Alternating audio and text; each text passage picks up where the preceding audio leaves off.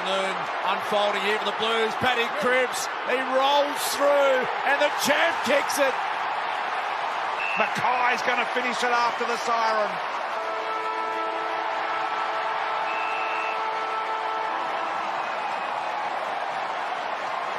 Another failed season under the helm of David Teague, a team destined for the top 8, derailed yet again and find themselves in deep strife this off-season, as we say every year, Liam. Yeah, I know for sure that I did, but I'm sure a lot of people did, that they had this team in their top 8, and I thought this might be the year that they break their hoodoo and they actually might prove something, but here we are. I would say every single year reviewing them up, another failed season. And that team is the Carlton Blues, the team that just finds a way to make make life difficult for them. They've changed coaches, it hasn't worked. So I don't know what the problem is over there at Carlton, but he'd review another poor season that they had again. Out of their not so many, which of their wins stood out the best for you?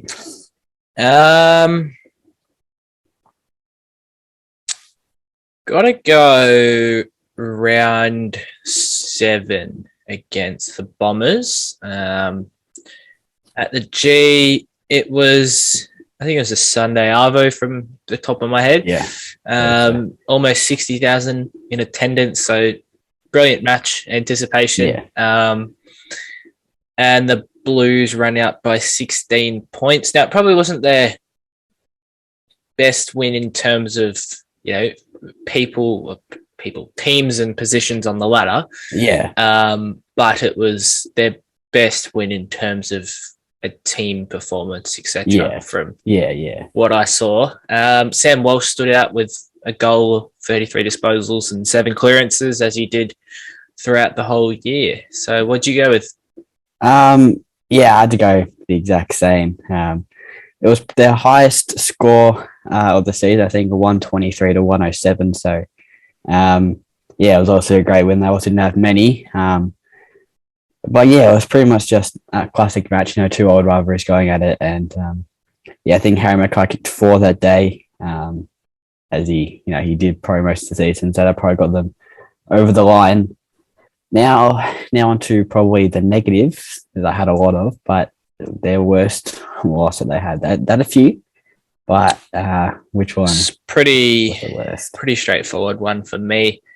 Round 22, so only 4 weeks ago, three weeks ago, whatever the math equivalates to be.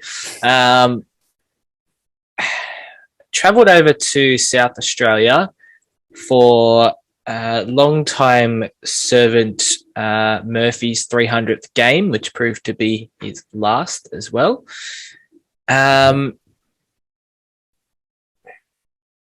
Disappointing result.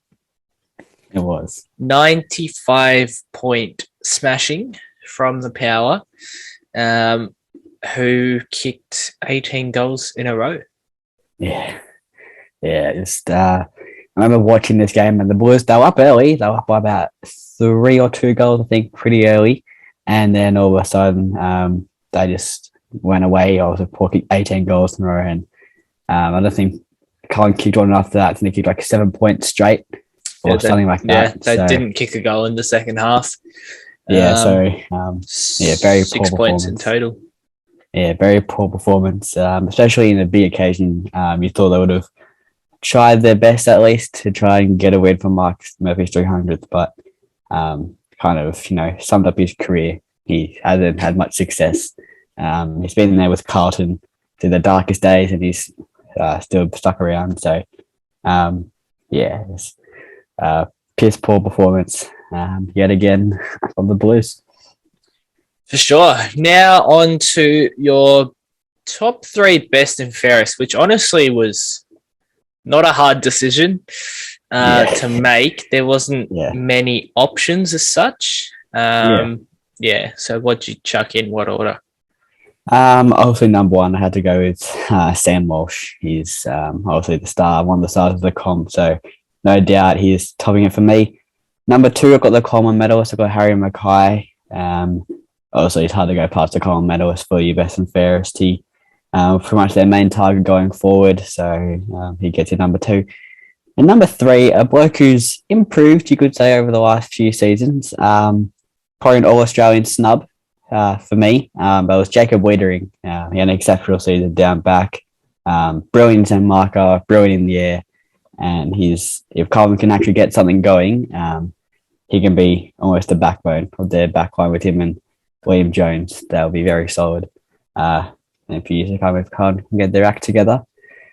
Sure. So that's who I had. Who did you have? Exact same 3, 3, 2, 1, exact same. Yeah. I think it was, as I said, fairly obvious. Now we'll get on to our most surprising player, who you had as Patrick Cripps for a bad reason. Yeah. Let's touch on him for a moment. He had a couple little niggling injuries, you could say, but he had a really down year in general. He did.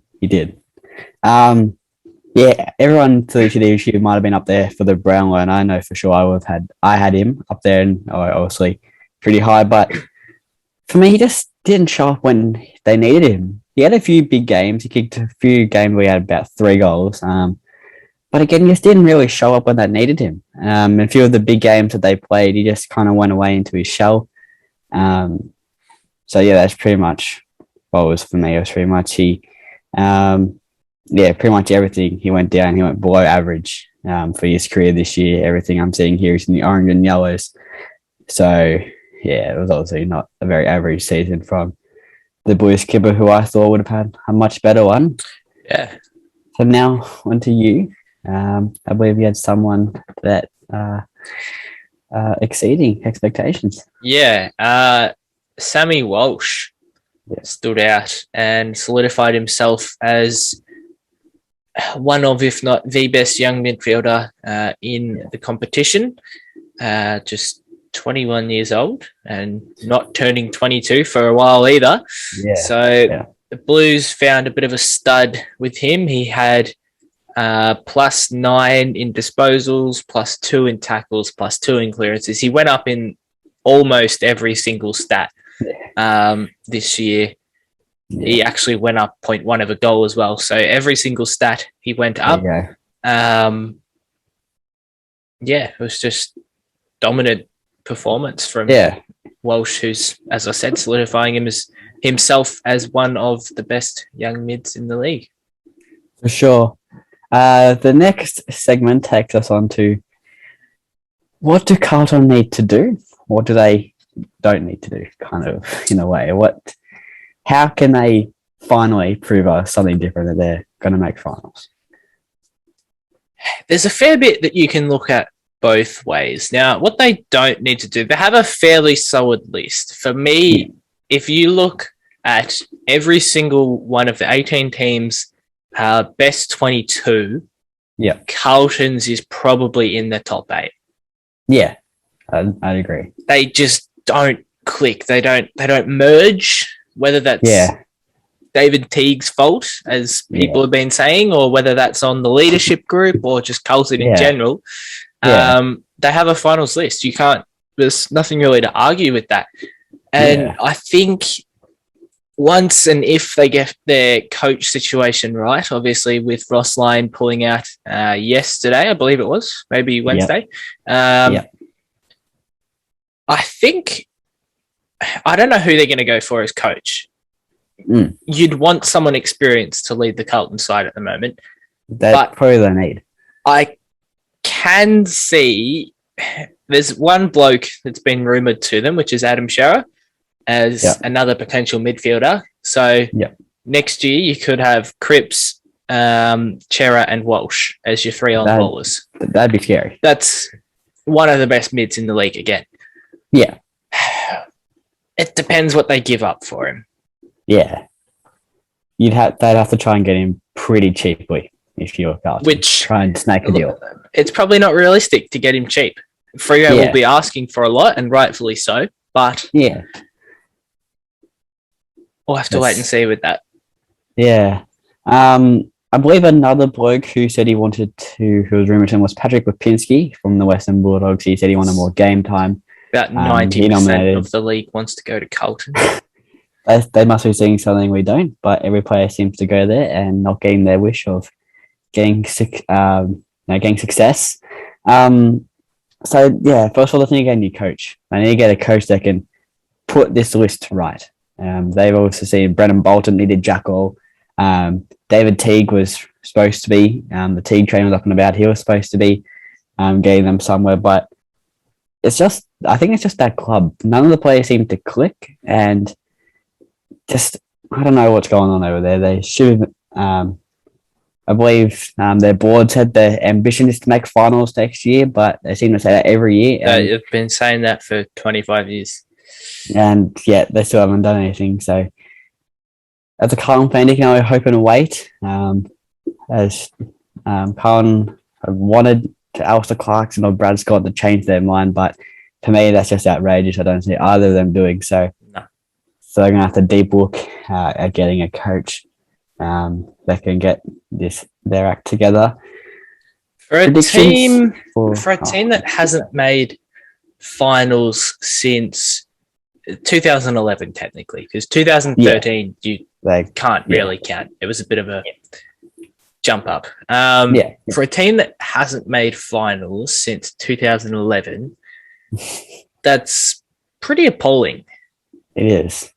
Maybe not winning a final. Even that's not great. Not winning a final in 10 seasons now. But not playing finals for 10 seasons. Yeah, it's not great. It's not pretty. There's a lot of work to do at the head. There is. As you said, predictions for next year. Look, they're the one club that are impossible to tell. Yes. 1 year we'll say they're bottom 4 and they'll jump up to the top 4. It's Carlton. Yeah, it's I'm gonna chuck them in the 8 to 10 range. I can't see them being above 8. That's for sure. Yeah. I think if they made finals, it would be 8th, maybe 7th at a pinch. But I can't see them too low either. They're definitely not going to be in the bottom 6 like they were this year. I think they'll jump from where they were. They'll win a couple extra games. But whether that's enough for the 8 or not, we'll have to wait and see. Yeah. I've gone with a rank below you. I've gone them in the 10th to 12th. I think that's the new coach will probably be the biggest factor for them. I think they could push for the 8, like you said, but I think with that new coach, he will need a year to adjust. They all need to adjust to his coaching style, his game plan. So, I've got them in the 10th to 12th. I think maybe the season after, if they stick around with the coach knowing Carlton, they'll sack him after a year. But I'm sure the season after, if they can get things going, they'll be able to finally jump back into finals. And finally, what is your overall report grade for Carlton this year? Hard to go past an F, isn't it? It is.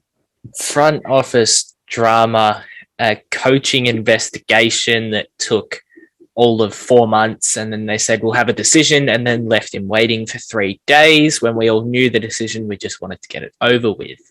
Yeah. A top 8 force to be reckoned with was what people were saying. I thought that as well. Yeah. It's very hard to go past an F once again for the 2021 Blues.